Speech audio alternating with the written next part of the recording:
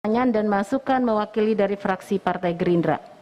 Bu Menteri yang terhormat, kalau sebelumnya yang menyampaikan ini adalah rekan-rekan fraksi yang lain, rekan-rekan di fraksi Gerindra yang lain, hari ini saya langsung menyampaikan dengan Bu Menteri dengan senang hati, Bu, karena kami sama-sama dari Lampung dengan Bu Menteri. Pertama-tama saya ingin menyampaikan hasil kunjungan Komisi 4 ke Provinsi Riau, tapi tadi sudah banyak disampaikan oleh pimpinan juga ditambah oleh Pak Darori. Ternyata selama ini KLH itu belum memiliki data identifikasi kepemilikan penguasaan lahan sawit di dalam kawasan hutan, seperti nama, luas, dan kepemilikan. Nah, bagaimana hal ini bisa terjadi, Bu Menteri? Hal ini membuktikan bahwa KLH itu harus bekerja lebih serius, lebih bersungguh-sungguh, karena bisa memberikan keputusan yang maksimal. Keputusan-keputusan KLH ini melibatkan banyak pihak, banyak kementerian lain. Tadi disampaikan bisa juga dari Kementerian Kelautan, kemudian Kementerian PAN, kemudian ada kepolisian dan sebagainya. Nah,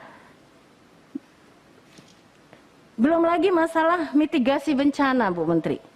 Banjir, longsor di areal DAS. Banjir masih terjadi di Kutai Timur, Malang, Cilacap, Banyumas, termasuk Lampung. Alih fungsi lahan konflik antara satwa liar dan manusia juga masih terjadi. Gajah di Lampung masih, harimau di Sumatera. Orang hutan, buaya yang kita temukan hampir memangsa seorang anak. Belum lagi pertambangan dan perkebunan ilegal. Semua ini masih menjadi masalah kita bersama.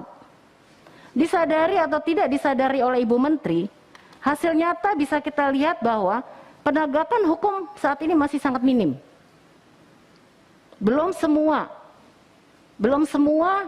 bisa kita lakukan. Mungkin hanya pelaku-pelaku saja yang mendapatkan sanksi, tapi belum kepada tokoh-tokoh utamanya. Dan bukan itu saja, dampak pembukaan lahan maupun penambangan ilegal mengakibatkan kerugian negara yang sangat besar. KLHK harus bersungguh-sungguh dan komitmen dalam melakukan reaksi cepat dan penyelesaian konflik agar permasalahan ini bisa selesai dengan baik. Kerusakan lingkungan hidup, kemudian tidak menjadi meluas dan lebih berat, sehingga juga menjadi biaya menjadi lebih besar. Kemudian Bu Menteri, lokasi IKN bukan hanya tanah kosong yang dikuasai oleh negara, tapi ada tumpang tindih dengan masyarakat adat yang menggantungkan hidupnya di alam. Fraksi Gerindra meminta agar penetapan kawasan hutan IKN dan penyelesaian konflik perlu dilakukan. Ingat Bu Menteri, perlu dilakukan sebelum membangun IKN ini. Saya mendapat laporan kunjungan reses Pak Wakil Ketua Komisi 4 di kawasan IKN memperlihatkan, tadi sudah disampaikan pimpinan, bahwa lokasi tersebut sebagian besar telah dikuasai izin-izin korporasi, baik sektor kehutanan, pertanian maupun pertambangan. Kami ingin tahu bagaimana skema pembebasan lahan tersebut. Bukan hanya itu saja, Bu. Ada tercatat 21 kelompok masyarakat adat yang mendiami kawasan IKN.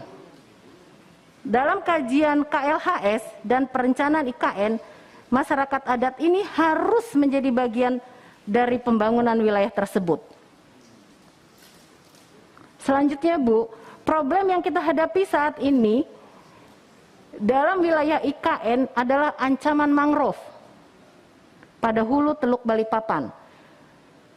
Kita tahu keberadaan mangrove membuktikan sangat berperan penting untuk sektor perikanan, sumber makanan, pusat pertumbuhan berbagai jenis ikan dan udang. Dan bukan hanya itu saja, mangrove berfungsi sebagai penyerap karbon, melindungi wilayah pesisir dari erosi, sedimentasi maupun tsunami. Kami fraksi Gerindra meminta KLHK menyusun tahapan pemulihan dan rehabilitasi sumber daya alam di kawasan IKN tersebut. Mungkin itu saja Ibu Menteri yang saya sampaikan. Nanti secara tertulis akan saya berikan. Saya hanya menambahkan satu lagi, Bu. Fraksi Partai Gerindra juga meminta kepada KLHK untuk mengadakan program pendampingan terhadap masyarakat terkait pengolahan limbah. Program bank sampah di setiap kota, kabupaten yang belum ada alat pengolahan limbahnya. Ini banyak sekali, Bu, di Lampung juga banyak sekali. Kalau Ibu lihat di kota itu sampahnya banyak, tapi dinas-dinasnya juga mengeluh tidak punya alat-alat untuk pengolahan, sehingga sampah berserakan di kota-kota Bandar Lampung.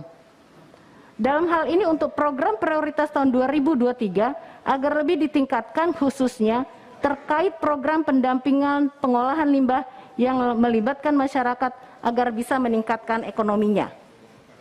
Mungkin itu saja, terima kasih. Wabillahi taufiq wal hidayah. Wassalamualaikum warahmatullahi wabarakatuh. Waalaikumsalam. Selanjutnya Pak